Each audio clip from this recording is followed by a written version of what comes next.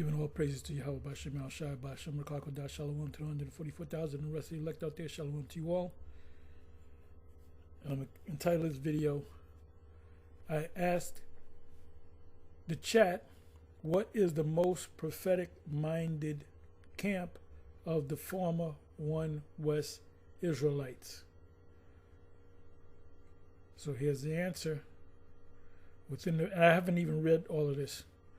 Within the former One West Israelite tradition, the camp that is most universally regarded as the most prophecy-focused, prophetic-minded is Great Millstone GMS. Why Great Millstone is seen as the most prophetic? Prophecy is their central lens.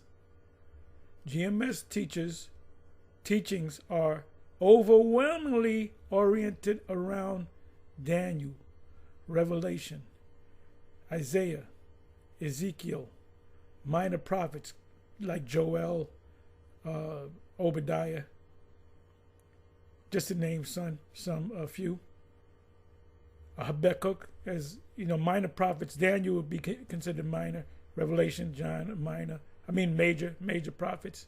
Isaiah, I believe there's 66 books, if I'm not mistaken, in Isaiah. There's 52 books in Jeremiah. It says nearly every current event is interpreted as fulfillment of prophecy. Less emphasis on organizational structure, which is true. We're fighting a spiritual war, no different than Gad, Reuben, and Manasseh fought a physical war. They were guerrilla war fighters. They didn't march in. They fought. That's why they were able to beat.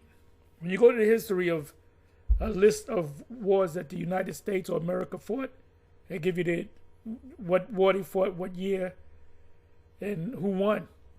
They lost a lot of wars. They lost a lot of those wars to Gad, the different Gadite and Reubenite tribes. They'll tell you U.S. versus the Navajo or whatever. This such and such and so on. I did the list. You can look it up for yourself. And it says U.S. lost this one. Then you read about U.S. troops fighting against the Seminoles. They lost that one. Some of them they defeated because eventually they had to fulfill prophecy, right? So brothers can pretty much do what they want. They have structures within each camp. And the spirit just, as the spirit goes, you got the leader, you got the second in command, third in command, so forth. You got the rank and file. And the main thing that they do is teach. So organizational structure, law, instruction. We don't push a lot on the law. We don't tell people you got to keep the laws because first of all, you got to wake up to the fact that you're an Israelite. And in order for you to be accepted and be one of the chosen, well, first of all, you got to be an Israelite, number one. Number two, you got to be called. Number three, you got to be chosen. So what does that all entail? Being an Israelite.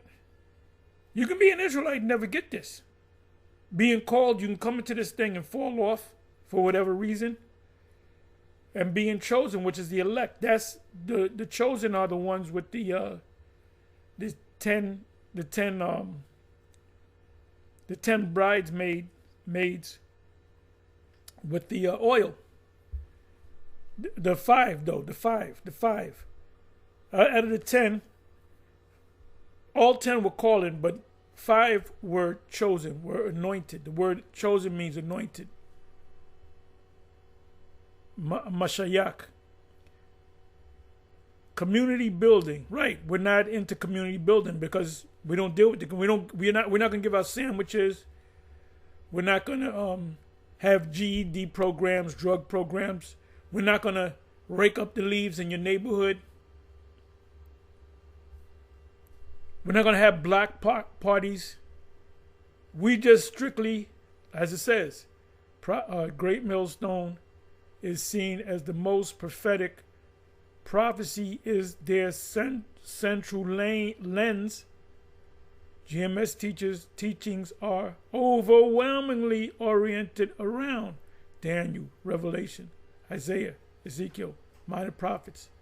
Nearly every current event, like anything that you see that goes on, especially on the global level, a geopolitical level, we'll filter it right through the scriptures.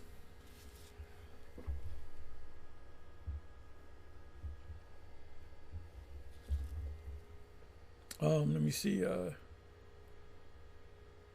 Okay, I read all. Okay, I'm sorry. Organizational structure, law instruction, community building, and more on Watchman style proclamation. Nearly every from feminine less emphasis. Okay. Let me move on. Apocalyptic worldview. Strong expectation of imminent collapse of the current world system. Nuclear destruction of modern nations. Direct divine intervention. Frequent use of imagery such as Babylon the Great, Jacob's trouble, the day of the Lord. Heavy focus on judgment over repentance outreach. Street and digital prophecy. Give me a second here.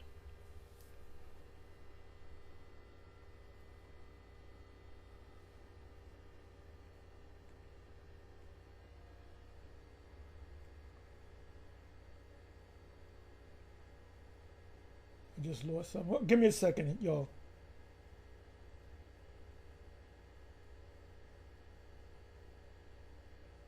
Give me a second. Once I go and it's a Blake now. Okay. Okay, street and digital prophecy, known for daily or nearly daily videos interpreting news events, filtering through the scriptures. Street preaching, framed explicitly as prophetic warning. Prophecy is treated as active and unfolding, not distant or symbolic. How other camps compare prophetically.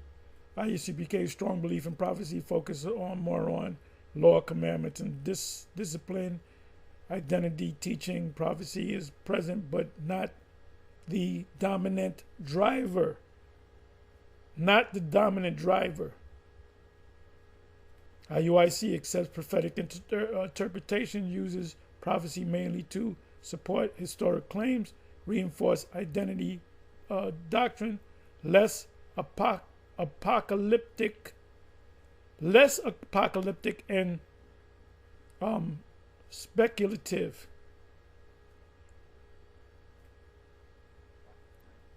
Almost finished. GOCC Sakari and others, very widely, generally more restrained in prophetic speculations, some symbolic interpretation rather than constant current events mapping. And we do that. We always go breaking news. This happened. Let's go in the scriptures. Key distinction. When people call GMS most prophetic, they mean most apocalyptic, most speculative, most focused on end times fulfillment. Not prophetic in classic scholarly sense, textual criticism, historical context. Bottom line, most prophetic-minded great millstone, hands down. I put that in there. Most apocalyptic, Watchman style. GMS, most prophecy centered worldview GMS. If you want, I can also compare prophetic method between camps, explain why prophecy dominates GMS more than others. It might be a good thing to do. Analyze how their interpretations differ from academic or traditional Jewish Christian eschatology. So anyway, I'm going to say shalom. On to the next. Shalom.